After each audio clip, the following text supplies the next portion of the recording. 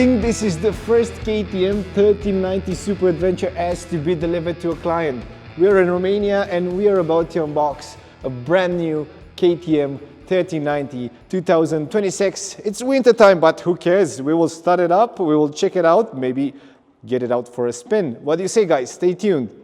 The tools are ready, and I have to tell you guys, I'm super happy because this bike is brand new for 2026. We've waited for it, I think, already 2 years. I saw this model in 2024 in the fall at EICMA, but they didn't release it yet. KTM has some issue, and they postponed the launch. But let's be honest, this bike, it's better than before. It has a larger engine, more HP. It's a more touring biased vehicle with adventure spec. It has lots of improvements, and we are about to talk about each one of them. This shape, I like it better than before. I think this shape is the best so far for KTM.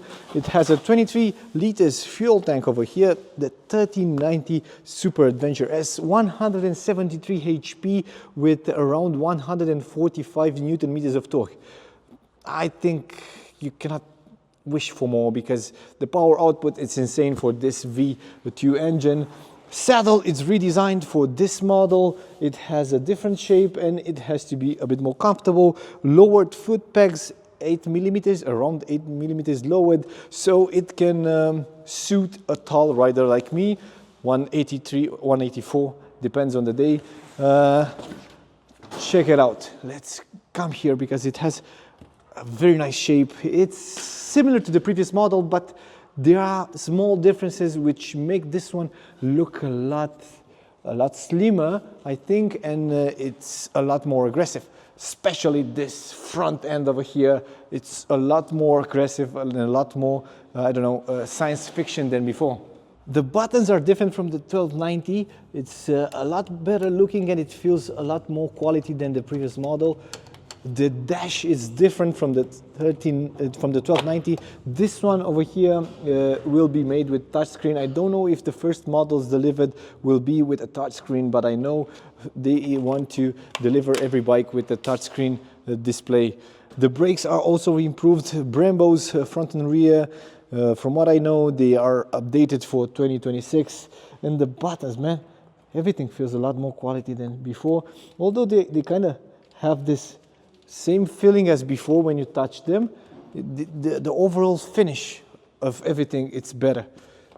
You still get the pouch here in the front to put your belongings and the keyless cap, which I like the most. It's a keyless ride. The whole bike has LED lights all around, but let's take it out of this crate so we can see it better. Ah, you little beauty. Still have the button for the seat over here. We will have to take the key, find the key and take the saddle off so we can plug the battery and bring the bike to life. I love the way they deliver it with these covers on the engine. Everything is well protected. We will have to fit some parts on the bike like, I don't know what's here, like a bash plate or something. We will have to see. The fuel tank goes lower here, so the center of gravity remains down as possible, so the bike it's as maneuverable as possible. Delivery is a lot better than before. I like the finish on this one a lot more. It's I don't know if the orange is different, but the way they blended everything together seems to be nicer. And the ABS on this fairing, it's quite cool because it feels a lot softer, and this means when riding off-road you won't crack them or you won't damage them very easy. But definitely if you want to go off-road you have to fit some engine guards over here. Seat button. Oh, starter relay over here. Come check this out. They fitted the relay for the battery relay over in the back so it can cool down. This is a nice feature. As I was saying, the headlight, it's new for 2026. You have lots of LEDs around the headlight. The overall headlight has a long beam here, some auxiliary lights in the lower part. The turn lights are different. They are more stylish. They used to have a round shape at the end for the 1290, the previous model. This one, I think it's a lot more serious, a lot more aggressive, a lot more manly, if I'm allowed to say that, but it's not manly, it's just pure adrenaline just by looking at it. The radiators are different for 2026. In order to get more air to cool down a lot better, they made some changes in the fairing area, so they deliver a lot more air towards the cooling part. We will have to take it off this crate, but first let's see what else we have here. I think this looks like a bash plate. Oopsie, hope nobody watched this. This looks like a bash plate, but I'm not very sure about it. What else do we have? We have a box of parts. I hope this one's, oh, this might be the windshield. It says here orange, Super Adventure S orange. Let's check out the windshield and see how it goes on. Ooh, looks adventurous because this area over here, it's meant to protect your shoulders. It's adjustable, so you can lift it up very easy just by rotating this knob over here, and this is as high as it gets. A lot more wind protection just by looking at it compared to the 1290. Now I'll put everything inside because I will not be fitting anything on the bike, but I will for sure start it. I'm so eager to start it because it has a different engine sound because it's a larger engine. All the electronics are updated. Even the radar is updated for 2026. Let's face it, everybody wants to hear it. I know that it has oil and antifreeze inside because KTM says so. I already checked. I will add up some fuel, plug the battery, and then unlock the bike so we can finally start it.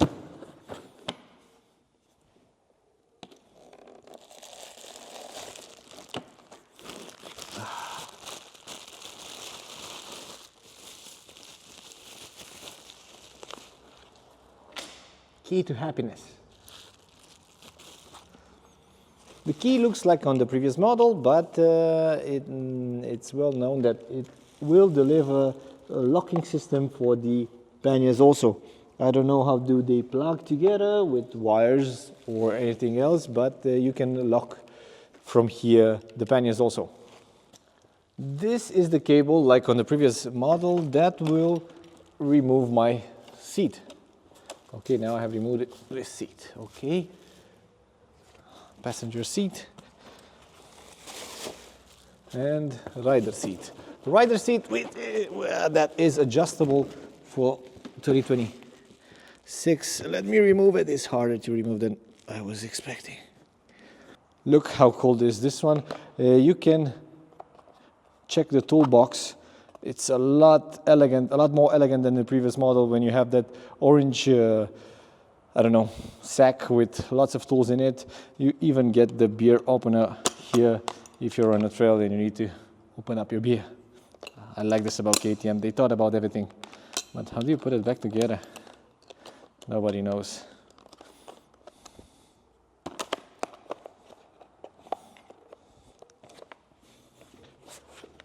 Two positions for the seat, where you can adjust it in two different positions. A lot easier to adjust than the previous model from what I know. Let's see if the battery is connected or we need to connect it. Here the battery is connected. What else do we need to do?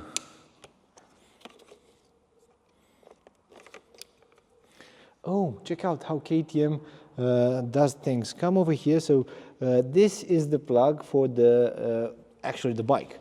You have the starter motor over here relay, and then you connect this plug here. It's already lubed up and everything looks very nice. Now everything is plugged. I think we can bring it to life. Let's press the button that starts up the bike. Ready to race. Thank you, KTM.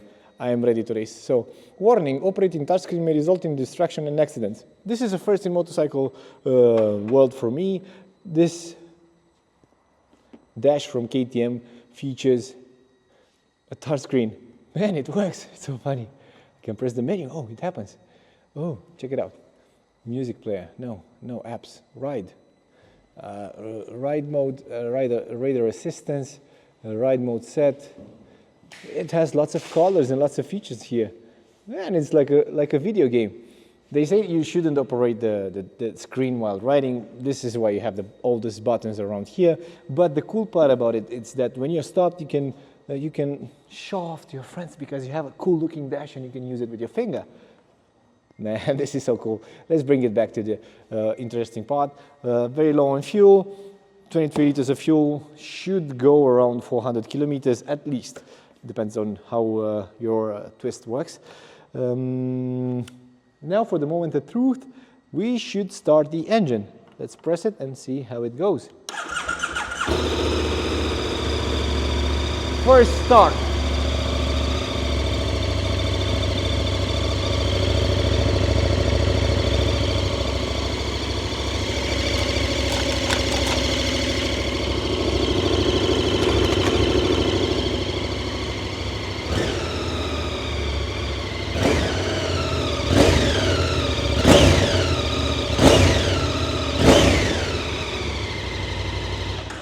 Sounds a bit better than previous models, sounds a bit more upset and with a lot more grunt, although it's an Euro 5 Plus bike.